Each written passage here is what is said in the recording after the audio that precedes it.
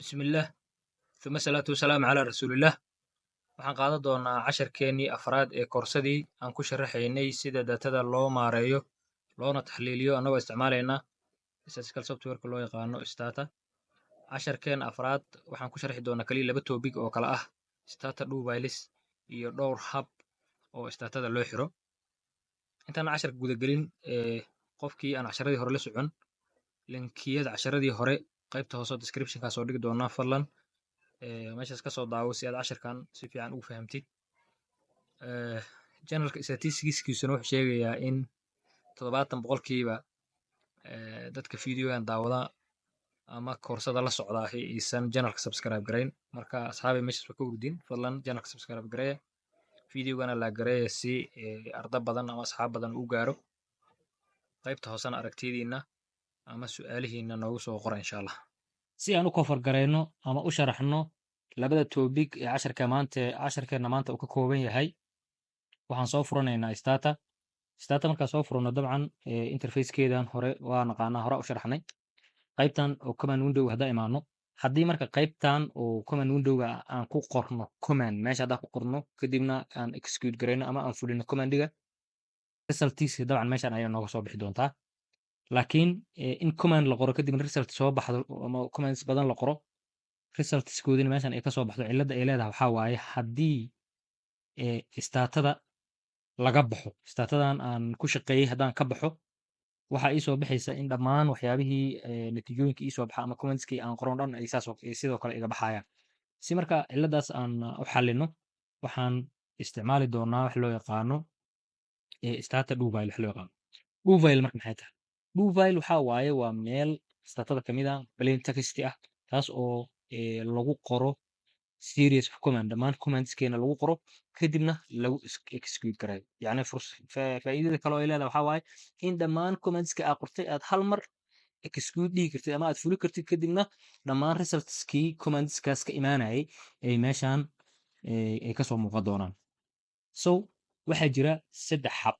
oo loo furi karo stata duvileka. habka koowaad waxaa waaye inaa imaatid qaybtan oo stata toolbarka kadibna aad ku dhufatid bottomkaas aad ku dhufatid bottomkaas marka ku dhufatid waxaa kuu soo bixi doonta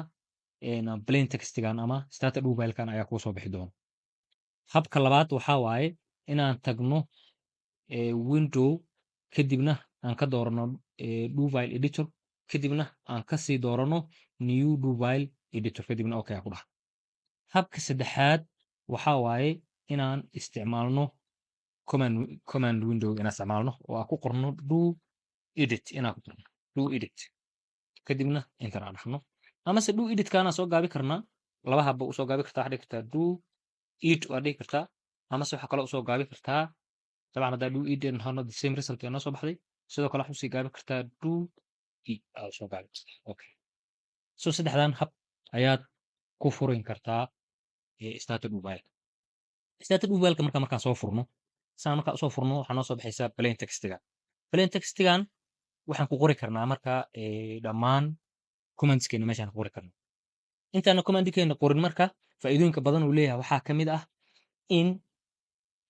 casharka waxaad ku qoraysid title aa u samey kartid command kasta maxaa loola jeedaa tusaalahaan inaad commandigii sii comment garey kartid oo dhigi kartid commandkaas waxaasaa loola jeeda ama shaqadaas u qabtaa tusaalahaan. so si ay shaqadaas u qabatid waxaa la isticmaalaa asterisk waxaan leenahay lesson 4 waxaa uga hadlaynaa lesson 4 waxaa uga hadlaynaa duviles. taariikhda casharkan aan duubayno waxaa waaye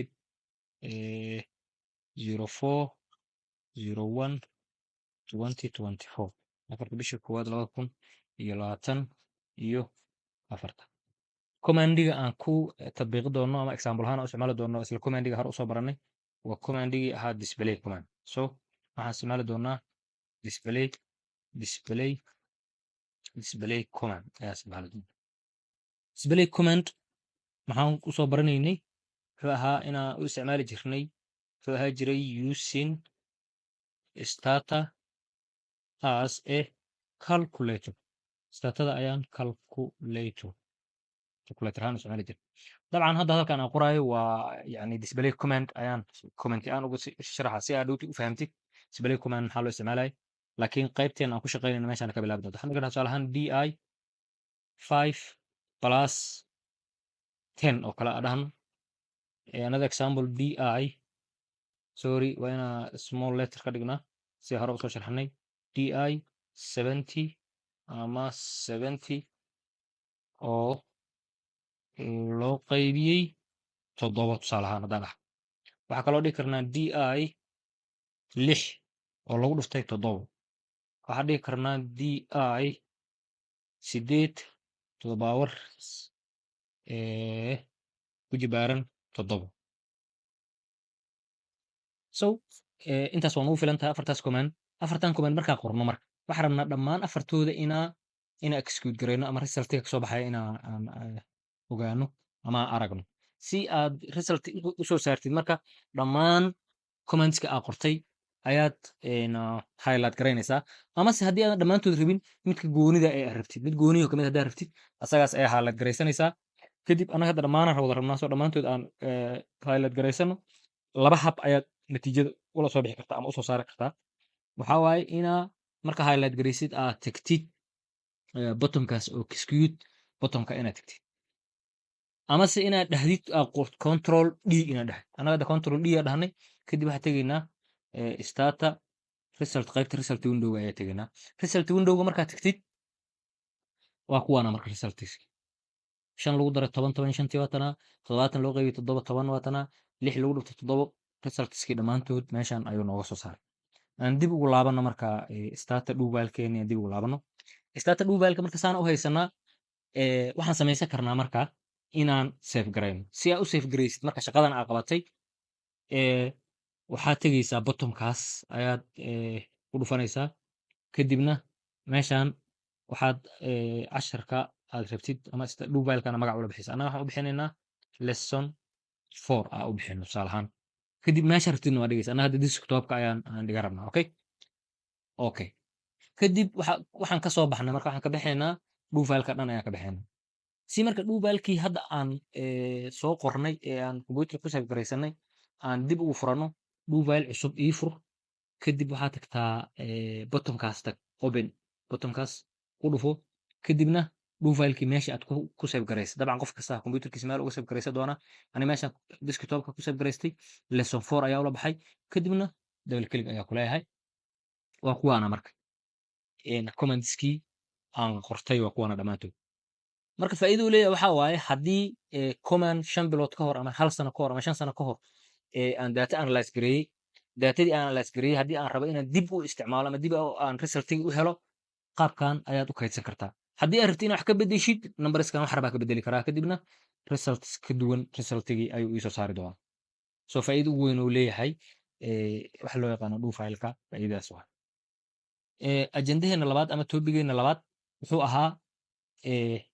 dhowr qaab oo startada loo close garay karo ama loo xiri karo qaabka ugu horeeya waxaa waaye inaa qaybtaas aa ku dhufatid calaamadaas extra ama close aa ku dhufatid stepka labaad ama qaabka labaad loo xiri karo waxaa waaye inaad file tagtid kadibna exit inaad